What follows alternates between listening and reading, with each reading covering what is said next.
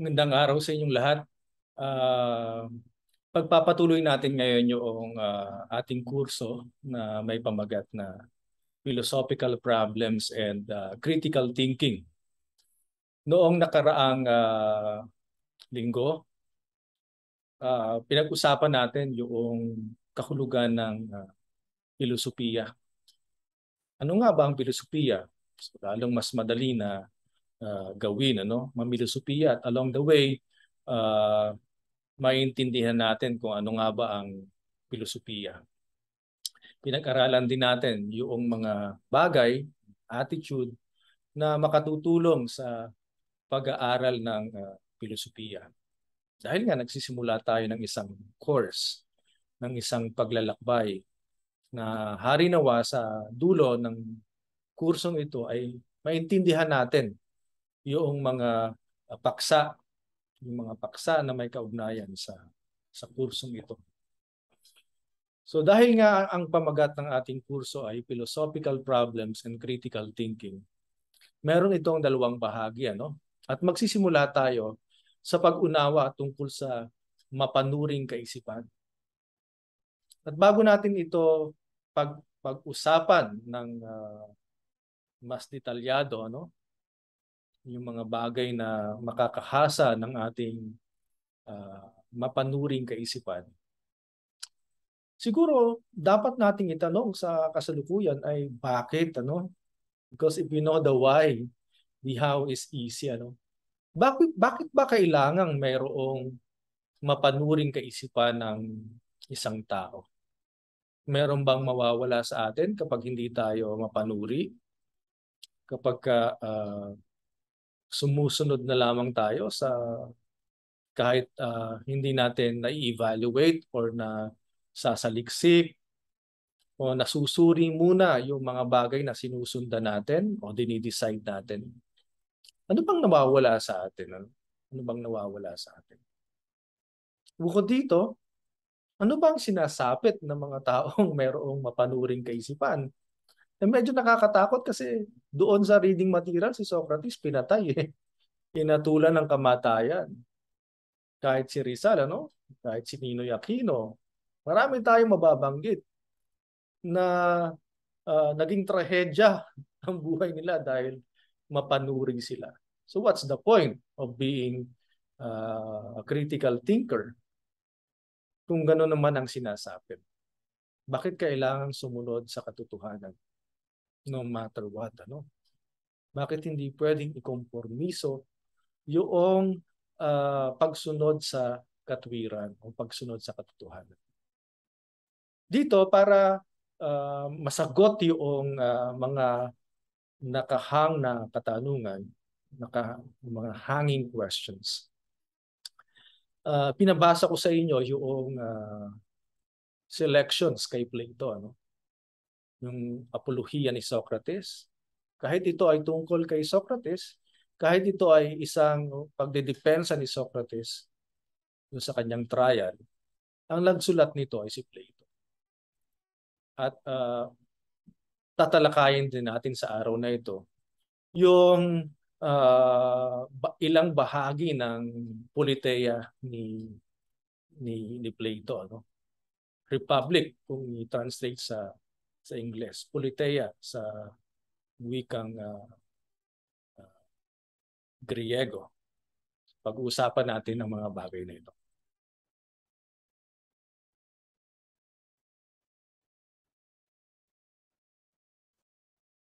So mayroong clue doon sa pamagat na ibinigay ni Rocky Ferriols, ano, angkop sa tao.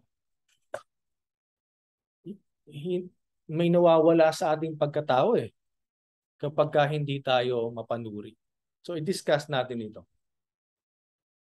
Itong apolohiya ni Socrates ay nangyari noong matanda na si Socrates, siyempre. Mamamatay na siya dyan eh.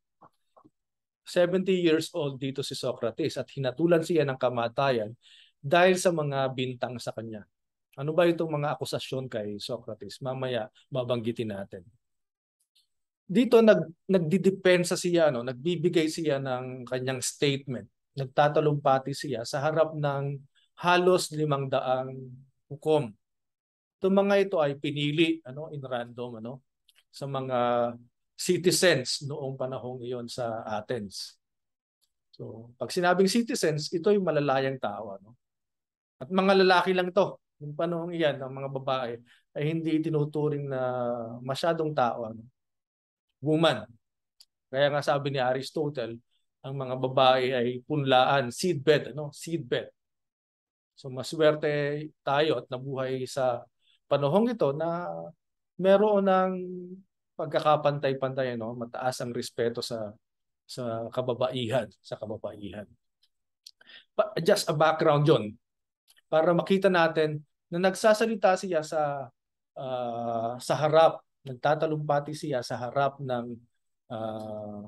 mga citizen ng Athens nung panahong iyon.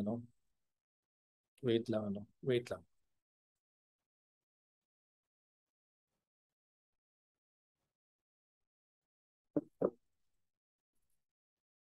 So itong apolohiya na ito ay ayon sa ulat ni Plato. Maraming account ng apolohiya ni Socrates. Maraming mga historian na nagsulat din hinggil sa pagdidepensa ni Socrates. Pag sinabing apolohiya, hindi ito yung nagsosorry. Sorry, apology. Hindi. Pag sinabing apolohiya, salitang Griego, kung saan idinidepensa mo yung side dito sa reading na ito, idinidepensa nag-aapolohiya si Socrates. Okay, ng sarili, ng side niya. Pinaliliwanag niya yung side niya. Kasi nga, nasa isang paglilitis siya. So halimbawa, Marcos apologies ka, pinaliliwanag mo yung side ni Marcos. Kaya Duterte apologies. Okay? Ipinaliliwanag mo yung side ni Duterte. So dito, nasa isang trial si Socrates. May mga habla sa kanya si Melitos. At ipinaliliwanag niya yung sarili niya. Nakakatawa nga dyan sa parang dapat magpatunay na wala siyang kasalanan. Okay. Sa page 78 ng reading material, binabanggit doon, taos at taimtim kong hinihiling sa inyo, kapwa mamamayan, na kung marinig ninyong ipinagtatanggol ko ang aking sarili sa uring pananalita na nakaugalian kong gamitin sa plaza at sa mga lamesa ng bangkero, diyan ako narinig ng marami sa inyo o sa ibang lugar. Huwag kayong magugulat, huwag magugulo dahil dito. So makikita natin dito yung character ni Socrates, palibasa, alam ng madla, alam ng karamihan na matalinong tao si Socrates, philosopher si Socrates. Siguro inaasahan ng mga tao na gagamit siya ng mga highfalutin terms, ng mga technical terms para makakumbinsi, Kasi ganun minsan ang mentalidad ng mga tao. Kapag ka nag-i-English ka, kapag ka halimbawa matataas yung pananalita mo, highfalutin yung terms mo, therefore matalino. Okay? Dito makikita mo, doon lang sa mga salitaan na magkakaintindihan tayo. Truth ang mahalaga. Katotohanan lamang ang mahalaga. Hindi kailangang i-cover up ng mga highfalutin terms, ng mga technical terms. Kung paano tayo nagsasalitaan sa plaza, kung paano tayo nakikipag-usap sa mga bangkero, kung paano tayo nagkakaunawaan, doon tayo mag-usap. Yun ang gamitin nating mga pananalita. Okay? Kita natin yung character ni Socrates dito, Sa totoo lamang, Sa totoo lamang. Katotohanan lamang kasi sumusunod si Socrates. Kaya nga philosopher siya eh. Okay? Ang sinusundan ng philosopher yung truth. Ang hinahanap ng isang philosopher yung veritas, yung katotohanan. Sa pangalawang talata naman ng Apolohiya, doon pa rin sa page 78, inilantad naman ni Socrates ang kredibilidad ng mga nagpaparatang sa kanya.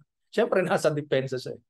Ganyan siyempre, kahit sa korte naman, ang una mong babasagin, halimbawa, yung kredibilidad noong halimbawa, nasa witness stand.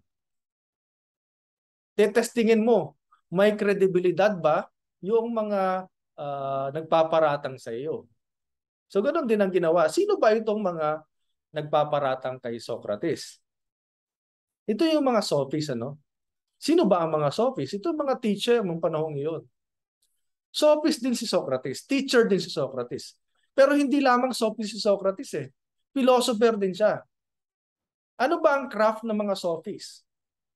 Ang mga sophists ng panahong iyon ay art of persuasion ang minamaster.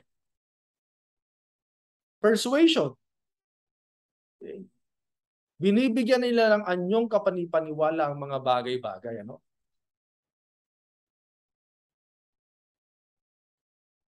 Pareho ba ang persuasion at saka truth? Magkaiba. Hindi porke kapanipaniwala, ibig sabihin totoo na.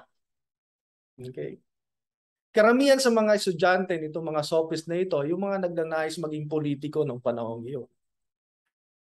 O kaya yung mga nagnanais maging lawyer nung panahong iyon. So kailangan nila ng art of persuasion, di ba? Okay. Sa ngayon, meron bang mga modern day sophists? Marami. Maraming modern day sophists sa panahon natin ngayon.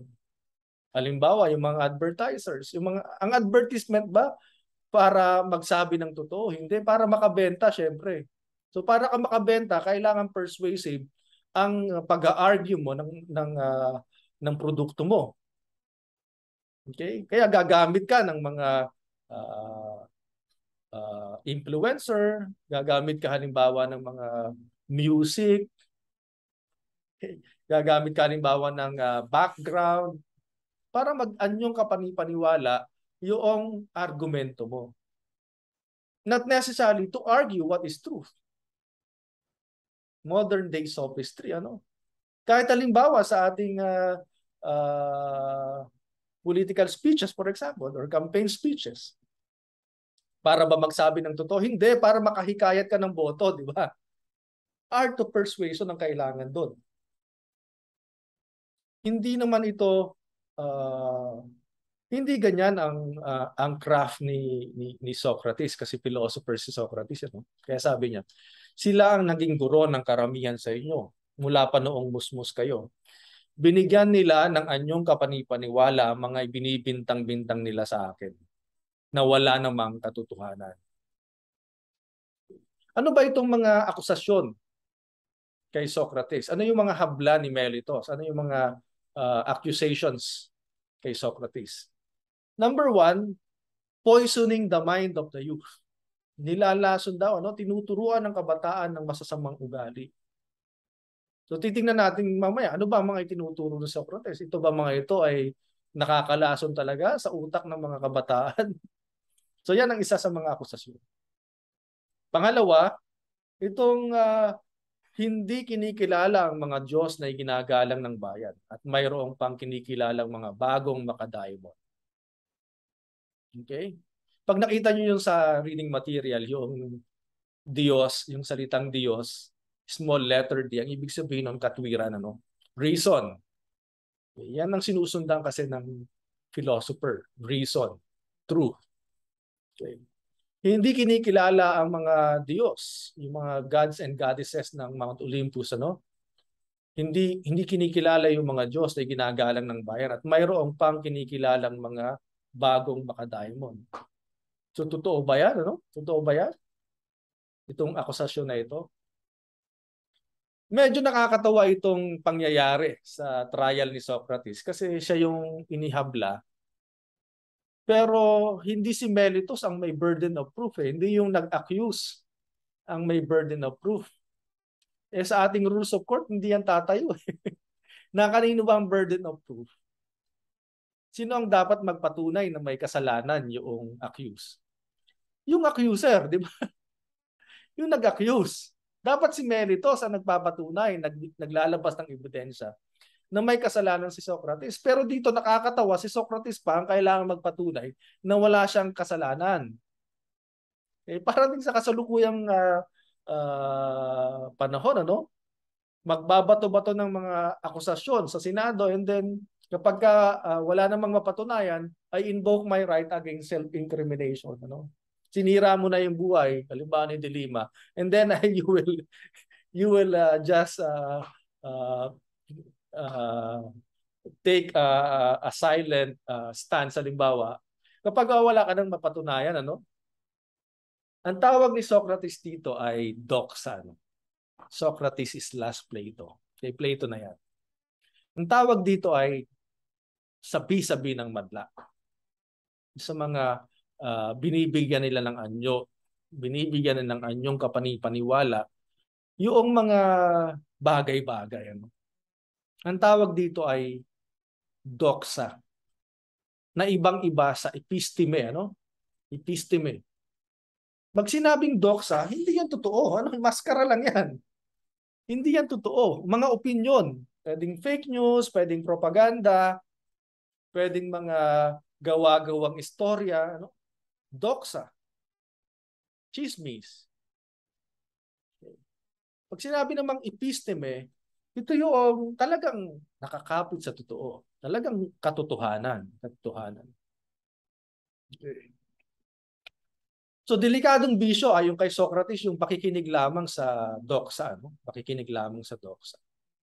Kapag wala tayong mapanuring kaisipan at naniniwala tayo doon sa opinyon, doon sa sabi-sabi ng madla o doxa, delikado ito. Okay? Nako-compromise kasi yung katotohanan. Halimbawa, kung sunod lamang tayo ng sunod kung anong sinasabi ng advertisement, ano? Kung anong sinasabi ng mga idol natin na influencer, kung anong sabihin halimbawa ni sino bang influencer sa inyo, kababaihan, si Daniel Padilla halimbawa, kung pag sinabi ni Daniel Padilla na ito ang ini-endorse ko, Whisper with Wings, di ba? You remember that commercial na ang endorser ng Whisper with Wings si Daniel Padilla? Remember that? Oh, in the world. Anong kinalaman ni Daniel Padilla sa Whisper with Wings? Hindi naman siya gumagamit noon. Pero syempre, dahil maraming mga sino ba ang target buyer noon? Sino ba ang target audience noon? O yung magkukonsume ng produkto na yon? Siyempre mga kabataan na gumagamit ng produktong na yon. At naniniwala sila siyempre kay Daniel Padilla dahil kinikilig sila sa taong ngayon. Pero ang layo-layo ng authority ni Daniel Padilla doon sa product na ini-endorse no. Pero minsan hindi na tayo nag-iisip, ano, hindi na natin iniisip yung mga bagay na iyon. Kundi sumusunod na lamang tayo batay sa nararamdaman natin, ano? Batay sinasabi ng madla, batay sa sinasabi ng sa labas natin. Hindi doon sa kalooban natin. Okay? O kaya halimbawa, merong mga sabi-sabi yung mga political speech. Okay. Siyempre, gagamit ito ng mga calculated gestures. Okay. Calculated gestures. And then tono ng boses. Mga salitang makaka-arouse ng damdamin, halimbawa, sa ating mga mahihirap. Okay? Para sa mga mahihirap, dahil nararamdaman mong mahirap ka rin, makaka-relate ka doon, ano? Kahit wala namang katotohanan. Kahit persuasion lamang yon, kahit yun ay doxa lamang, di ba? Okay? So, sa halip na tumingin tayo o saliksikin natin yung plataforma ng isang nagsasalita, okay, nagpapadala na lamang tayo sa doxa. Uno sa mga binihisang pananalita, mga kinalkulang pananalita. So delikado ito, sang-ayon kay Socrates. So, isa pang bagay na kailangan nating i-highlight sa lecture na ito, yung pagiging kontra ni Socrates sa mga sosyal o pasosyal, ano? Kritikal si Socrates sa pang-aabuso ng mayayaman noong panahon niya. Mayayaman na tinuturuan ng mga sophists. Okay. na ginagawang negosyo ang edukasyon, ano? Para sa kwarta hindi para sa pagmumulat ng kamalayan ng mga estudyante, ano? Hinuutusan ng mga kabataang mayayaman na huwag makihalubilo sa mahihirap, ano? Silang mga mayayamang gumagastos ng malalaking kwarta para pag-aralin ng kanilang mga anak sa magagandang universidad upang balang araw ay maging mapang-api at walang pakialam sa iba. Ngayon, nangyayari pa rin yan, di ba? Dahil sa ating positivistang edukasyon. Dahil nga ang edukasyon ay tinitingnan na doon lamang sa apat na sulok ng silid-aralan, sa apat na sulok ng universidad, no? At hindi tinitingnan bahagi ng pag-educate ng isipan ng mga estudyante yung mga nangyayari sa labas ng universidad, ano? Okay. Kaya nangyayari, nagiging ex-elitist, ano? Nagiging exclusivist ang mga estudyante, ano? Na pag hindi edukado, mas mataas ako diyan.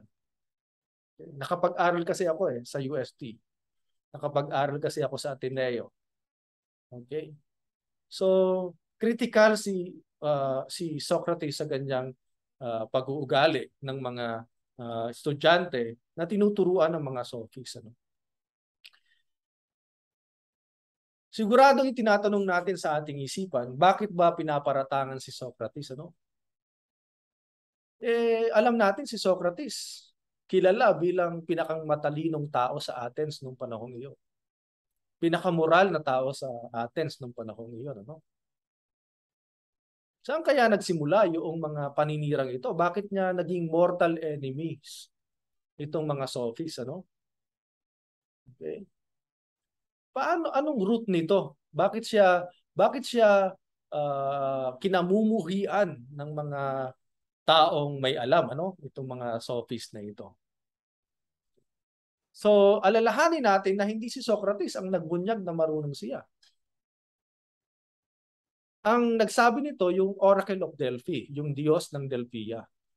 Kasi tinatanong nila ng mga tao sa Athens sa panahon yun, sino ba ang pinakamatalino sa Athens sa panahon natin ngayon? Ang sinabi, ang binunyag ng Oracle of Delphi, ay walang mas matalino at mas moral kesa kay Socrates. That's the statement of the Oracle of Delphi. Walang mas matalino at mas moral na tao sa Athens kesa kay Socrates. Pero hindi naniniwala si Socrates dun. Bakit? Ano bang statement ni Socrates? Yung sikat na statement ni Socrates. All I know is I know nothing. Diba? Maalala natin ang kanyang sinabi. Yung sikat niya. All I know is I know nothing. Ang alam ko lamang ay mangmang ako. Kasi kilala niya yung sarili niya Hindi naman niya memorisado ang lahat Hindi naman niya alam ang lahat. Marunong lamang siya magtanong. Yung Socratic method, ano? Marunong siyang mangilatis. Marunong siyang magtanong, ano? At sa pagtatanong niya, bakit siya nagtatanong? Kasi alam niyang may kailangan pa siyang malaman. All I know is I know nothing The Socratic ignorance. Okay? So tanong siya ng tanong. Research siya ng research. Saliksik siya ng saliksik. Dahil alam niya na wala pa siyang alam. All I know is I know nothing. Okay? Pero mamaya sasabihin natin, that's something ironic. Kasi yun pala ang kailangan ng tao. No? Yung pala ang kaalaman na napakahalaga. Yung kaalaman na wala kang alam. Yung humility ba? No? Yung humility on the part of Socrates. On the part of Socrates. Okay. Nagmuni-muni si Socrates so sinasabi ng Oracle of Delphi. Kasi hindi siya kumbinsido. So ang ginawa niya, nilapitan niya yung mga taong mukhang may alam. Yung mga self-proclaimed expert sa tekne, sa tula, manunula, sa piety, sa ethics, sa Euthyphro, for example, Euthyphro. Si Euthyphro self-proclaimed expert in piety. Pinangangalandakan niya na eksperto siya sa pagpapakabuti. Piety, ano?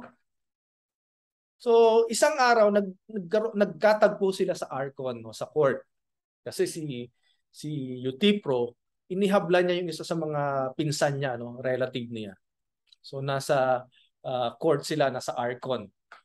Eh dahil nga mayroong kaso rin si Socrates, ano? So, nagkatagpo sila sa Archon. Tinanong ni Socrates, Socratic method nga, dialogue. Tinanong ni Socrates si Euthyphro, uh, ano ba ang paano ba maging mabuti? Paano ba maging mabuti? Okay. So sabi ni Euthyphro, ang sagot ni Euthyphro, kailangang marunong kang magdasal. Is that the definition of piety, ano? Kapag ba marunong magdasal, mabuti na? It doesn't follow, di ba? Meron ngang alala niyo yung istorya doon sa kanta na Banal na Aso, Santong Kabayo. Nagro-rosaryo yung ale. Nakapikit pa yung mga mata. Okay, rosaryo, rosaryo. Hindi lang siya naibaba doon sa gusto niyang babaan. Mura pa rin ng mura ang ale. Ano? Maaring memorize mo lahat ng dasal. Dominican Blessing, Our Father, Hail Mary, lahat na ng dasal, memorize mo. It doesn't follow that you are good. Socrates, parang hindi niya talaga naiintindihan pala yung pagpapakabuti, ano? So, naipapamulat niya, ano, na hindi talaga naiintindihan ng isang tao yung akala niya naiintindihan niya. Isa pang definition kasi ni Euthyphro ng pagpapakabuti, kailangan nagbibigay sa simbahan. Does it follow, no? It doesn't follow. It doesn't follow. Hindi porke nagbibigay ka ng abuloy sa simbahan, mabuting tao ka na. Okay? So dahil sa bawat katapusan ng kanyang pakikipag-usap sa mga mukhang may alam, napapatunayan niyang wala talaga silang alam. Maraming tao, matatalino, mayayaman, may impluwensya ang nagagalit kay Socrates. Ang masama nito, kahit napapatunayan ni Socrates na wala talagang alam ang mga ito, malakas pa rin ang loob nilang ipagpatuloy kung anuman ang kanilang nakasanayang pamantayan. Marami sa ating ganyan, ano? Yung naiparealize na sa atin na may mali doon sa pinanghahawakan natin, ano? May mali sa estado ng ating pamumuhay. May mali sa ating prinsipyo, ano? Naipamukha na natin. O kaya sa ating sarili, naipamukha na sa atin, pero resolve pa rin tayong ipagpatuloy yung nakasanayan natin. Okay. Naipakita na natin na ito, pumapatay ito eh. Ito, ganito ang record nito sa pagbabayad ng buwis. Okay. Pero sa iyo pa magagalit. Okay. So, what's the point? Ano? Minsan mapapaisip ka rin, ano? Ano ba ang punto nitong ginagawa ni Socrates? Itong pangingilatis, itong pagiging mapanuri, itong pagiging mulat sa totoo. Kung ang kapalit naman ay magagalit pa sa iyo yung mga tao. Magagalit pa sa iyo yung mga binibigyan mo ng kritisismo, ano? Yung dinadala mo halimbawa sa katotohanan. Okay? So ganyan nangyari kay Socrates. Kaya doon sa page 82 binanggit niya, pagkatapos nito, pinaghali-halili ko ang aking pagdalaw. At nadama ko at ako'y natakot at marami ang mga may puot sa akin. Ngunit sa aking palagay, hindi ko maiiwasang gumawa sa karamihan ng ayon sa katwiran. Dapat akong lumakad, nag-uusisa sa sinasabi ng katwiran. Ano ang kahulugan sa lahat ng mga nag-aanyong may alam? Okay. Pero yun ang dapat sabi ni Socrates, ano? Kahit na halimbawa may magalit sa'yo, kahit na kay Socrates ka, kahit na to the point na patayin siya. Walang kompromiso. Hindi mo pwedeng i-compromise ang totoo para lang maging katanggap-tanggap ka sa iba. Okay. Aanhin mo naman yung pagiging katanggap-tanggap ng iba kung hindi ka naman makatotohanan. Ikukompormiso mo ba ang katotohanan para lamang maging uh, uh, marami kang kaibigan? Para lamang masabi na may pakisama ka? Iyan ang tinatawag na pagsunod sa katotohanan. Kung meron kayong time, basahin niyo yung Unbearable Lightness of Being ni Milan Kundera. Milan Kundera. Dami niyan sa Power Books. Mura lang. Kung meron din lang kayong resources at gusto niyong bumili ng libro, kunin niyo yung Unbearable Lightness of Being ni Milan Kundera. Parang ganyan din ang kanyang dinidiscuss doon sa libro na yun. Na kapag natagpuan mo yung katotohanan, parang wala kang magagawa kundi sumunod doon. Unbearable. Hindi mo maiiwasan kundi wala kang magagawa kundi sumunod. Ganun siguro yung nararamdaman ni Socrates, Okay. Para saan ba ang minsan ang corny naman ni Socrates, para saan ba ang pagsunod ng katotohanan? Hindi ko naman ikakayaman yan. Sabi nga, philosophy bakes no bread. Okay. Kaya minsan hindi ganun uh, kasikat ang filosofiya o ang humanities as a whole sa Pilipinas. Hindi naman niya ikakayaman eh. Subukan mo merong family gathering. Siyempre mas papansinin yung mga nagdudukto, naglo-lawyer ng mga pinsan mo. Ano ba pag nalaman? Ano bang major mo? Ay dito po sa AB. Anyway, so hindi naman ikakayaman, no? Pero what's the point? Bakit kailangan? Okay. Kritisismo ito ni Socrates sa mga kabataang nagkukunwaring gusto ring mamilosopiya, no? Yung mga curious din. Ano ba itong craft ni Socrates? Ginagaya daw si Socrates din. Pero noong madiscover na ang matututuhan nila kay Socrates ay all I know is I know nothing, tinakwil pa nila si Socrates. Tinakwil pa nila si Socrates. Tulad din sa panahon natin ngayon, para sa iba sa atin, para sa ilan sa atin, ang tunay na may alam ay yung may maipakikitang mataas na grado sa paaralan. Grade ang basihan. Buong ngayon ng ating calculative thinking, calculative mentality, na dapat nakakalkula, dapat na ilalagay sa grado yung mga ng pag-aralan. Taas ngayon ng grado, sira naman ang pagkatao, di ba? Alin na mas mahalaga? O di kaya yung mga taong nagkaroon ng maraming pera dahil sa edukasyong nakuha. Kung itatanong mo, para saan ang grado, para saan ang pera? Para saan ang hanap buhay kung naisasantabi naman ang kahulugan ng buhay? Okay? Kasi, para kay Socrates, hindi naman masama ang pagpapayaman, Hindi masama ang pagpapayaman. Pero kasama sa pagpapayaman, ang pagpapayaman ng pagkatao. Hindi lang ekonomiya ang pinapayaman, hindi lang bulsa. Kailangan, mas mahalaga ang pagpapayaman ng pagkatao. Okay? Masasabi mo bang mas maganda yung mayaman, halimbawa, mayaman, maraming kotse, maraming pera sa kanyang bank account, malaki ang bahay. Okay? Pero hindi naman nirerespeto ng kanyang mga anak. Samantala, halimbawa yung magsasaka, yung fisherman, wala nga magarang bahay, pero respetado naman ng kanyang mga anak. Okay? Nag-uulam din naman ang pusit, di ba? Anyway, so anong mas mahalaga? Anong mas mahalaga? Okay. Hindi ibig sabihin binary opposite yun, mutually exclusive. Na kapag ka mayaman ka, ibig sabihin masama ng pagkatao mo. Hindi. Actually, pwede yun eh. Mayaman ka at saka mabuti ang pagkatao. Pero hindi dapat ikompormiso, hindi dapat unahin ito para dito, hindi dapat unahin ang pera para sa pagkatao. Okay? Nabibili ba ang pagkatao? Okay.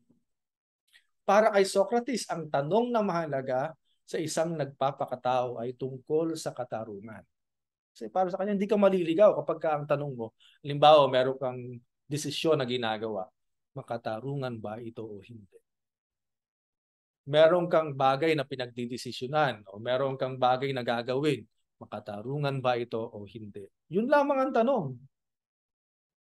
Dito lamang siya nakatuon kung ang ginagawa niya ay katarungan o hindi katarungan. Sa totoo, isang trap itong paglilitis kay Socrates. Parang gustong sabihin ng mga tao, papalayain ka namin pero ititigil mo na ang iyong pananaliksik, ititigil mo na ang iyong pamimilosopiya. Yan ang hindi katanggap-tanggap kay Socrates, ano? Kasi pagkatapos ng paglilitis, binigyan ng option si Socrates.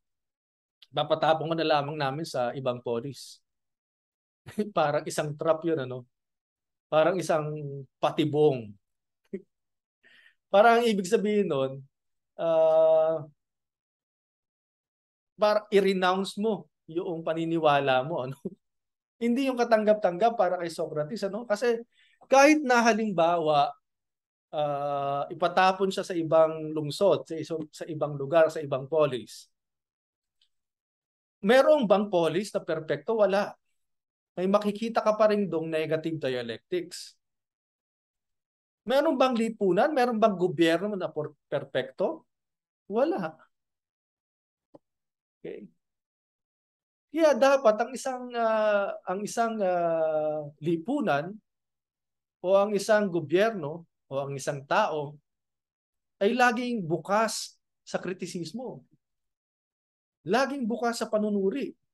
Kasi alam natin, wala namang perpektong lipunan. Kung ipatatapon ko halimbawa sa ibang polis, sabi ni Socrates, huwag ka na lang magsasalita doon. Eh parang ni-renounce mo, parang i-compromise mo yung iyong uh, pagiging pagiging philosopher. Parang gano'n ang sinasabi ni Socrates. Kasi si Socrates, godfly no? Bangaw. Ang tawag sa kanya, godfly of Athens. Bangaw ng Athens. Alam yung bangaw, no? Makulit yun eh. Zzz. Eh anong gustong gawin sa bangaw? Patayin, di ba? Patayin. Palisin. Patayin. Okay. Laging may trabaho ang bangaw na Socrates. Kaya kung ipatapon man siya sa ibang polis, hindi maaaring mananahimik kasi may makikita eh. May makikitang negatibong dialektiko. Kaya isang trap yung option na yun na hindi katanggap-tanggap para kay Socrates. Ayon kay Socrates, basta't meron pa ako, walang tigil akong mamimilosopiya, magbibigay ng payo sa inyo. Matatagpuan ninyo ako sa aking dating anyo. Maririnig ninyo ang aking mga palaging sinasabi. Kumbaga nga, walang kompromiso para kay Socrates ang pagsunod sa katotohanan. Sabi niya sa page 90, hindi sa kwarta nanggagaling ang tunay na kabutihan. Bagkos mula sa tunay na kabutihan, ang kwarta at lahat ng iba pa ay nagiging mabuti sa tao, sa buhay pansarili at pangbayan. Actually, yan ang mga itinuturo ni Socrates. Ganyan ang kanyang mga paliwanag sa mga kabataan. At para sa mga sophists, nilalason ni Socrates ang kamalayan ng mga kabataan. Sa page 90, binanggit niya, kapwa mamamayan, sundan man ninyo si Anitos o hindi, pakawalan man ninyo ako o hindi. Hindi ko babaguhin ang aking mga ginagawa kahit pa ulit-ulit pa akong mamatay. Okay. Come to think of it, may nakikitang kahalagahan si Socrates sa pagsunod sa pagiging mapanuri, ano? sa pagiging mapanuri, sa pagsunod sa totoo. Okay? Kasi hindi mo naman ipagpapalit ang buhay mo sa isang bagay na hindi makahulugan. Ano? Isang bagay na hindi makahulugan. Maliban na kung wala ka na sa katinoan. Ano? Okay. So, come to think of it, ano kaya? Ano kaya ang kahalagahan ng pagsunod sa katwiran, ng pagsunod sa totoo? Na may mga taong handang ipagpalit ang kanilang buhay para rito. Pag-usapan na natin yung huling bahagi ng reading material sa Apology ni Socrates. Ano? Ironiya. Ito yung Socratic irony. Socratic irony. Mahalaga to isasama ko to sa prelims, sa exam. Ano ba itong Socratic irony? Bakit ito tinatawag na ironiya? Ano? Sinabi kasing ironiya, may parang may contradiction. Ano? May contradiction. Bakit isang ironiya itong buhay ni Socrates? Ano? Alam na hindi alam. Alam na hindi alam. Ironic nga, no? Alam na hindi alam. Pag-usapan natin to. Again, nung huhusgahan na si Socrates, isa sa mga pagpipilian ay ipatapon siya sa ibang polis, sa ibang lungsod. Pero tinanggihan ito ni Socrates, ano? Sapagkat ayon sa kaniya, ihahabla siya ulit kahit saang polis siya mapadpad. Sapagkat magsasalita siya at may mga makikinig. May makikita siya, may makikita siya. May mapupuna at mapupuna siya. At hindi pwedeng manahimik kapag may dapat punahin. Di ba? Hindi pwedeng manahimik ka na lang kapag merong dapat punahin. Kasi parating araw may trabaho ang bangaw na nagngangalang Socrates. Hindi maaaring magwalang imik, ano? Masama bang magkomento kapag meron tayong nakikitang katiwalian? Ayun nga ang gusto ng mga nakikinabang sa sistema kapag wala nang pakialam ang mga tao. Okay? Kasi pag naging wala nang pakialam ang mga tao, madali na ang pagnanakaw. Hindi naman nakamasid ang mga tao, dali na magnakaw. Pero pag nakikita ng mga tao, kapag nakikita ng gobyerno na concern, okay, may pakialam ang mga tao, magdadalawang isip na gumawa ng katiwalian ng mga ito. Ano? Okay. So yung pagiging may pakialam, ano? May pakialam, hindi apathetic sa mga nangyayari sa lipunan. Delikado kasi kapag ang mga tao wala nang imik, sumusunod na lang, ano? Sumusunod na lang. Kahit pa at hindi naman sinasabi dito ni Socrates na ang kritisismo ay kailangang ang kritisismo ay kailangang mapanwasak, ano? Kaya nga ang termino na ginagamit ay constructive criticism, no? Constructive criticism. Ang termino na ginagamit ni Nietzsche ay Friedrich Nietzsche, isang German philosopher, no? Ang ginagamit ni Nietzsche ay philosophizing with a hammer. Philosophizing with a hammer. Alam natin yung hammer, halimbawa martilyo. Pwedeng makawasak yun, pwedeng destructive yun. Pero ang ginagawa mo sa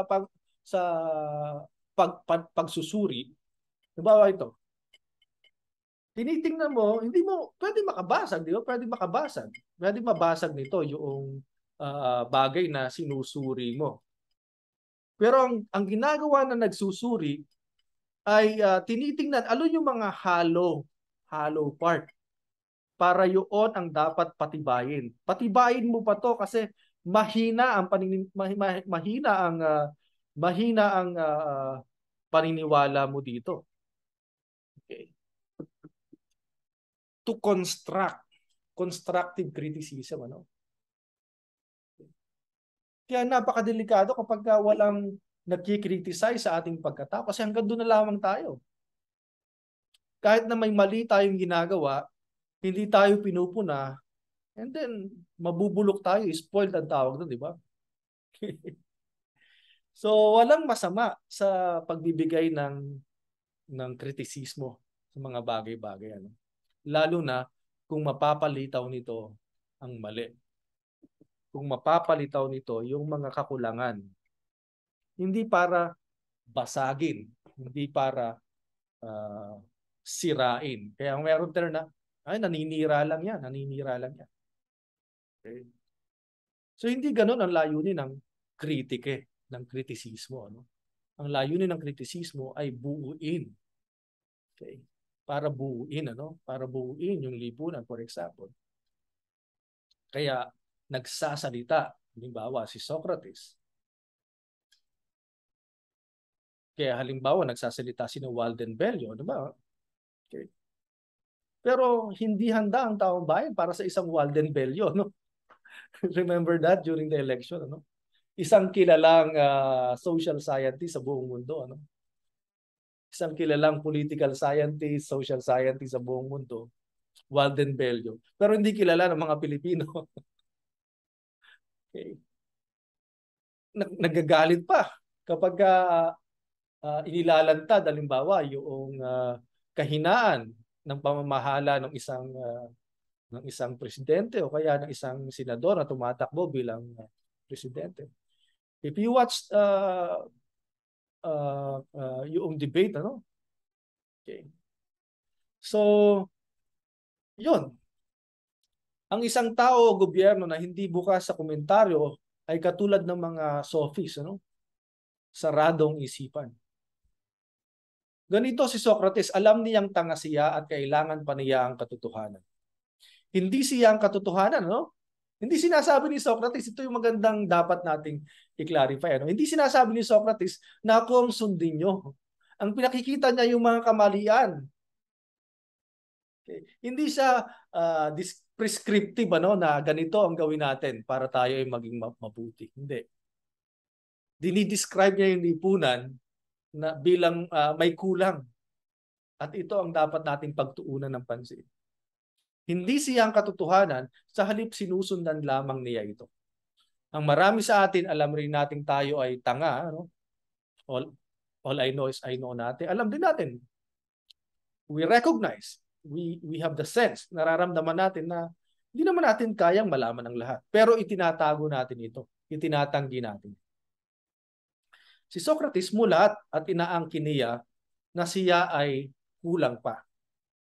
Pero itong pag-amin na siya ay marunong ay hindi nanggagaling na itong pag-amin na hindi siya marunong, ano? Yung sinasabi, yung statement niya na all I know is I know nothing. Hindi yan nanggagaling sa kawalang kaalaman na hindi niya naiintindihan yung statement na yun. Okay? Mahalaga yung statement na yan. Mahalaga itong puntong ito, no? Pag sinabi mong all I know is I know nothing, hindi yan minemorize lamang ni Socrates. Nalaman yon ni Socrates dahil sinubukan muna niyang umalam. Nanaliksik siya. Umalam siya. Sinubukan niyang umalam. Subalit hanggat nagkakaroon siya ng kaalaman, lalo niyang nalalaman ang lawak pa ng dapat niyang malaman. Okay? Hindi porke na-memorize mo, halimbawa may board exam, sinong nagsabi ng all I know is I know nothing? Sagot, A, Socrates, B, Confucius, C, Plato, D, Eman de Leon. Ba't naman napasama doon? Then nasagot mo A. Hindi ibig sabihin, alam mo na ang ibig sabihin ng all I know is I know nothing.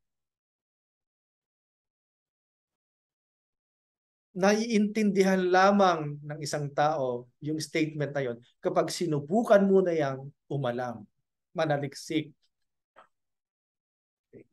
Kasi habang pumapasok ka sa mundo ng kaalaman, halimbawa, nagkaroon ka ng kaalaman, nagkaroon ka ng edukasyon, ang totoo, lalo mong malalaman ang lawak ng dapat mo pang malaman. At dahil doon, naiintindihan, nagiging bukas ka. Nagiging bukas ka sa mga bagong dapat pang malaman. Nagiging bukas tayo sa pakikinig. Can you still follow? Yun yung Socratic irony eh. Yun yung Socratic irony. Alam na hindi alam. Alam na marami pang dapat malaman. Saan ang gagaling yung kaalaman na yun? Sa pag-alam. Dahil kapag nakakaalam ka, lalong dadami, lalong mararamdaman ang lawak o dami pa ng dapat mong malaman. Galing ito sa liwanag ng pagkaunawa. Nakikita niya ng napakalinaw na ang kanyang pagkaget sa katotohanan ay katiting lamang. Pero sapat na itong pagkagets na ito para malaman niyang walang-wala siya. Na ang sinusundan niya ay lubos ang kadakilaan. Hindi makikwenta sa pagkwenta ng mga tao. Ipinakita ni Socrates na hindi maaaring ihiwalay ang pagpapakadalubhasa sa pag-aaral ng pagpapakatao. Kailangan pag-aralan ng pagpapakatao dahil nahiwalay na tayo dito. Sa konteksto halimbawa ng kasalukuyang globalisasyon at diaspora ng mga Pilipino, ibang-iba na ngayon ang imahinasyon natin sa konsepto ng tao, tahanan, hanapbuhay, relasyon, pagiging magulang at iba pa. Baka magulat si Socrates na iba na ang konteksto ngayon ng kapag sinabing ang buhay na hindi sinasaliksik ay hindi buhay tao. Ang ganda ng translation ni Periols, ano? An unexamined life is not worth living. Okay. Mas malalim kasi yung saliksik kaysa ini-examine, ano? Ang buhay na hindi sinasaliksik ay hindi buhay tao. Okay. Ano ba ang imahinasyon natin ngayon sa buhay na angkop sa tao? Okay. Alin ba ang mas pipiliin ng mga Pilipino ngayon? Iwanan ng pamilya para ibang bansa at magkakwarta? O manatili dito pero wala namang makain ng pamilya, di ba? Hanggang kailan dapat magsakripisyo para sinasabi ni Socrates na buhay tao? Paano kaya matatauhan ang mga ito? Maganda rin tanong. Paano kaya matatauhan ang mga nakikinabang sa kasalukuyang aparato ng lipunan? Na hindi lamang hanap buhay, kundi buhay mismo ang mas dapat pahalagahan. May pag-asa pa ba kung nakikinabang ka sa kasalukuyang sistema? May pag-asa pa ba na matauhan ka? Na hindi lamang hanap buhay, kundi buhay mismo ang mas dapat pahalagahan. Nakatutulong ba ang kasalukuyang sistema ng edukasyon para mamalayan ng mamamayan ang hindi makataong kondisyon ng nakararami nilang kapwa-tao? Okay? Mauunawaan kaya ng lubos ng kapwa nating Pilipino ang pilosopiyang itinuturo ni Socrates? Yan ay tumalima sa katarungan kung wala namang laman ng kanilang tiyan, di ba? Abraham Maslow muna eh, no? So, yung mga bagay na iyon ang ating pag-iisipan. Okay. So, iyan yung pagtalakay natin doon sa apolohiya ni Socrates. Pag-isipan natin, ano ba ang kahalagahan ng pagkakaroon ng mapanuring kaisipan? Meron bang nawawala sa ating pagkatao kapag hindi tayo marunong manaliksik o magsuri ng buhay natin, ng buhay natin? So hanggang doon muna.